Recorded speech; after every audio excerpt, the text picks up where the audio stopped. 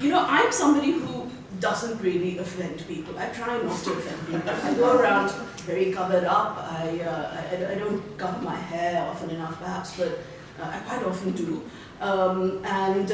You know, I'm not nasty about people's religions because I actually defend people who are under attack by one sort of fundamentalist or another. So in Bangladesh, people are being killed. Hindus, Buddhists, Christians are being slaughtered. Their places of worship are being destroyed. In India, the Hindu right does that to Muslims. It destroys mosques and kills Muslims. Women are being raped in all these places. In Pakistan, there are massive attacks on minorities, including Muslim minorities. So, you know, many of the places that I work, people are under attack simply because they worship in a particular way.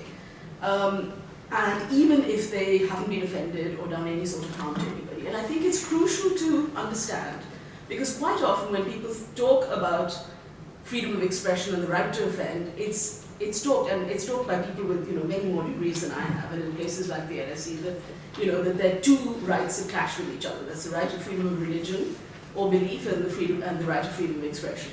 And there are awkward issues that connect both those. But in fact, if you are going to have freedom of religion, you have to have freedom of expression. You have to have the right to offend, because the people who are most offensive about each other are religious people. They're constantly, you know, wanting each other to burn in hell. They don't recognize each other. One lot is offended because somebody, you know, worships idols. The other lot is offended because they don't worship idols, and so on. And you know, there's never an end to religious offense. So their right to freedom of expression and to be offensive about each other is clearly there as a you know, part of their right to freedom of worship. But another twist to that tale is that even when people are not choosing to be offensive, I mean, not going out of their way to offend somebody else because they're evangelicals or for any other reason, when they're simply expressing their religious views.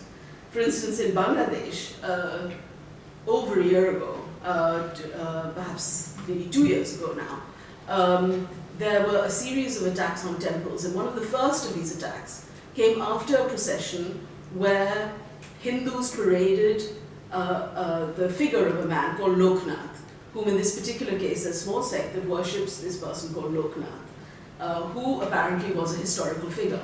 And Loknath, this figure suddenly became offensive to some Muslims, and it's quite clear that he became offensive to these Muslims who were probably members of the Jamaat-e-Islami, because there had been fights in the student union, and some Jamaat students had in fact been killed, the union had shut down, and it's that kind of tension that leads to very organized attacks on people who were not involved in the initial quarrel.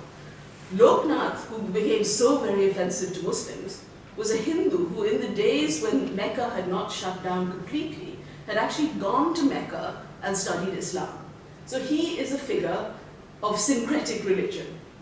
And that's what he represents in Bangladesh. And yet, the Jamaat-e-Islami, who hates that kind of religious mixing, destroyed the temples and the idols of this figure.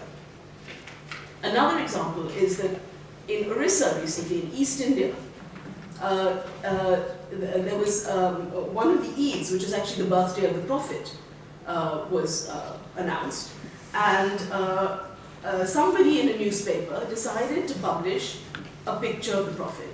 And in spite of the fact that we're told that images are absolutely prohibited in Islam, actually there are many forms of Islam which have many, many images. There's a strong tradition of miniature paintings which certainly show kings and emperors, and there are even pictures of Muhammad in various traditions of miniature painting, particularly Shia traditions.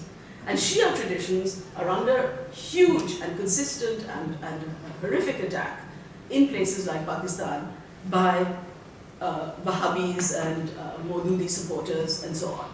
And in Orissa, this newspaper offices were burnt down, their paper stock was destroyed, they probably are not covered by insurance. And the newspaper said they were going to investigate the matter, and the person who'd published this picture as a form of celebration, not to offend anybody at all, was going to be under investigation. And that's what happens to people. So my point is that if you don't support the offensive, such as the Danish cartoons, and I have to say I was quite dismayed when the Danes decided that they were going to start drawing pictures of Mohammed, because frankly it puts the rest of us who want to have to defend freedom of expression in quite an awkward position. It's not comfortable to have to defend that stuff. It was very, very difficult for Pakistani friends of mine who were fighting blasphemy laws all the time. They didn't want to have to take on a battle that they saw as very much happening in the West for reasons to do with the right-wing Western agenda. We're talking about secular Pakistanis.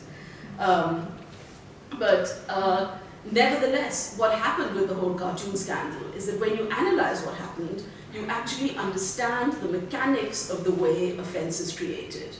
It is politically created. It doesn't just happen. It's not spontaneous. There's a lot of political work that goes into it. And that is why I found myself a week or so ago in Denmark to defend a cartoonist called, not a cartoonist actually, he's an artist who draws offensive pictures of Muhammad constantly and does little sculptures of Muhammad, a dog with a face that might be Muhammad.